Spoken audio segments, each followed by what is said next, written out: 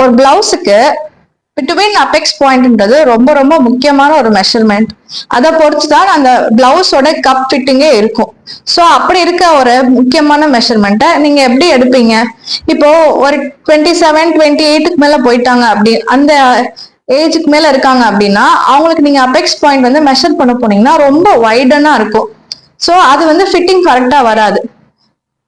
ஆர்எல்ஸ் நீங்க என்ன பண்ணுவீங்க அப்படின்னா சைஸ் சார்ட் யூஸ் பண்ணுவீங்களா? அந்த சைஸ் சார்ட் எல்லாருக்கும் சூட் ஆகாது. ஸோ அந்த மாதிரி கேசஸ்ல என்ன பண்ணலாம்?